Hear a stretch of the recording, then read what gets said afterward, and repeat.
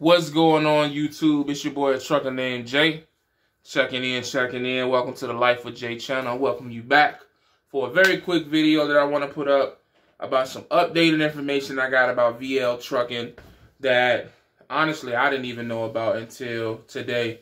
And I have been giving out wrong information, and that's on me. You know, I don't like to do that. I don't want to set nobody up for failure. I don't want to put nobody in bad situations. And so I got to update this information for everybody that's interested in coming to VL currently. So, as of September of 2021, the escrow requirement for VL has changed.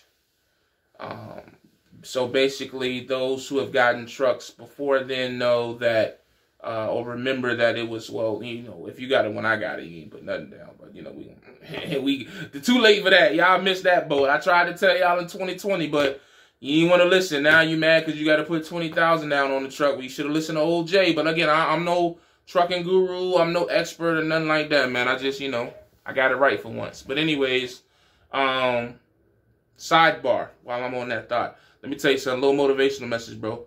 I don't care how many times you get some shit wrong, bro. All you gotta do is get it right once. I'm telling you, stay the course.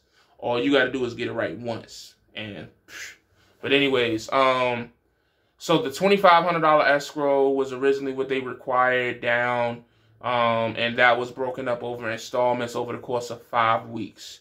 I didn't think it was that big of a deal when that happened, but some people felt some type of way about that. But I don't think they were educated enough on what you really be putting down on these trucks when you finance them or other leasing situations. I think Wasatch at one point it was like $5,000 or $10,000 down. Other leasing situations that I've seen require some type of money down. So, you know, that was one of the biggest sales for me coming to VL. Was like, damn, I ain't really got to have no money up front.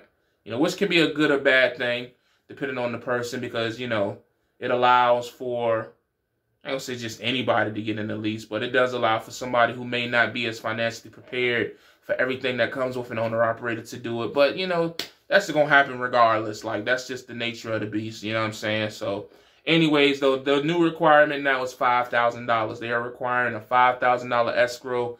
For those who don't know what an escrow is, think of it as a security deposit that you put down on a house or a car or whatever. You know, a security deposit is what it is. No, it's not going to be broken up over 5 weeks still for $1,000. That would be nuts.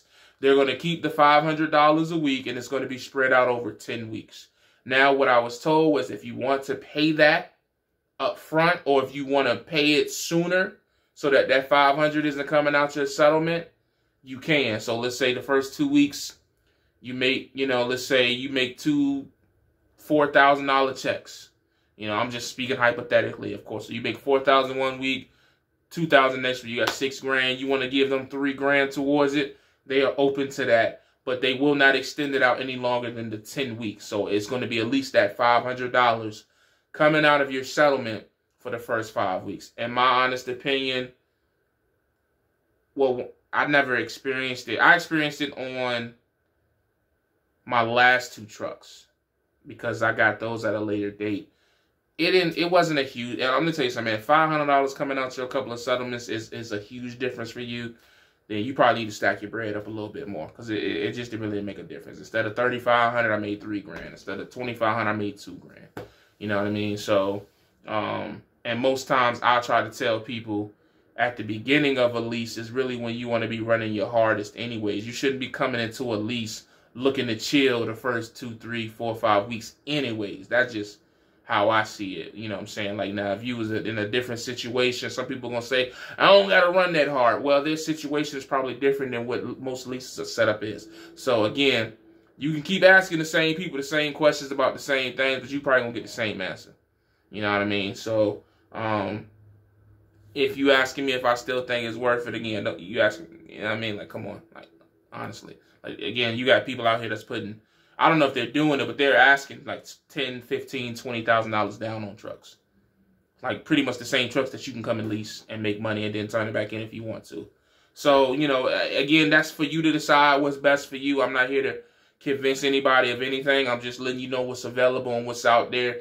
But if you do come to VL, all the other requirements are the same. You got to have a decent driving record. I highly recommend hazmat and tanker endorsement. I know that's not a requirement, but I say highly recommend. Anybody who has it or who didn't have it and got it can tell you the same, man. Like, I don't know what it is about the hazmat and tanker endorsement, but you really never stop moving. You may sit, you know, waiting on a load and, you know, for like a couple of hours or whatever, just for the best load, because you don't want to just grab. Like, it'd be so crazy because drivers be wanting to keep moving, but then they want the best rate. That's not always how that works. In case you didn't know, if you think that you just about to be snatching high-paying load after high-paying load and not having to wait in between, that's not how it always goes. At least that's from my experience. Now, maybe I'm speaking arrogantly, but that's not how I've seen it happen. Like, I've seen some guys sit a day, like a whole day, and they just didn't want to move because they wouldn't get the rate that they wanted. And so that's, you know what I mean? So that's how that go.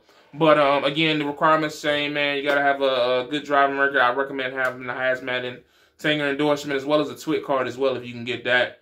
$5,000 escrow broken up over the course of 10 weeks. Soft credit check, which I'm not specific on how exactly that works. I just know they said it's a soft credit check. I got approved, so once I got approved, I ain't care. And then everything else is the same, man. You can bring your own fuel card. You can use their fuel card. Even if you use your own fuel card, they'll still do your fuel taxes for you. They'll give you the information to, you know, how to reach out and do that. And what else? Well, I think that's just $0 down. And so that's the one thing that hasn't changed. Yeah, it says 5,000 down. Yeah, a little bit of clickbait. I got you. But it's just more money on the escrow, which they charge you while you making money. So it's not really, you know, some people again will make it a big deal, but it really ain't as big of a deal.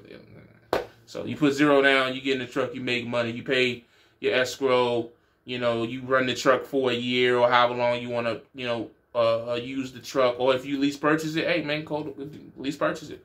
You turn the truck back in, it's $5,000. I think, and I want to say, well, in my mind, I want to say that escrow should go towards the walkaway, is what I want to say in my mind. But I'm not sure on that, so don't quote me on that. That's what would make the most logical sense. Like, you done gave them $5,000, and then, you know, when you turn the truck in, as long as everything is cool with the truck, that should cancel out that, is what I would imagine. But I don't know that to be a fact. So don't quote me on that. You would have to reach out to VL directly for that one. I don't try to give out no bad information. Because they waiting. There's people out here waiting. Oh, you said this and it was that. I'm not going to be that guy. So, but that's just the update I wanted to give people on VL. The people that's looking to come into VL, interested in VL. Everything else is the same. The $2,500 is now $5,000 first 10 weeks. But the truck payments are still around the same. I want to say the 2017s are like $650 a week. And then like the 2018 and 2019s, I believe, or the 2019s are like $899 a week right now. So 20% taken out if you're dry van, hazmat, 22% if you're reefer, hazmat. So, besides that, man, like I say, still I just had somebody, one of my former drivers, shout out to him, who is going to lease him a truck, and he's getting a truck that has a lot of miles on it. He was curious to, like, hey, man, like, you know, do you really think, you know, this could happen where the engine go out transmission? I don't want to get a bad truck or whatever. And, you know, my thing is, I'll say to him the same. I said to him what I'm going to say to y'all now. I've been in VL now 2 years, you know what I'm saying? And I really ain't heard too many stories about cats engines going out or transmissions fall out, nothing like that. You know, I've heard of major breakdowns with the DEF and stuff like that with, like, Roscoe, but, you know, VL just hasn't been a company that's just setting their drivers up for failure as far as I've seen. You know what I mean? Like, you know, the truck breakdown, they give you a truck to run while you still, you know what I'm saying, you can still make money while your truck getting fixed. And Blago, everybody at VL who you know Blago don't mess around when it comes to them trucks, man. It's almost like he treat them shits like they his own truck. Like, I fuck with Blago heavy. Like, Blago will tell you straight up, like, yo, you fucking not stopping enough to get your truck looked at, or why the fuck is your, like, he'll cuss you out, like, but be in a constructive criticism way. Like, yo, why the fuck you da-da-da? Like, I fuck with Blago super heavy.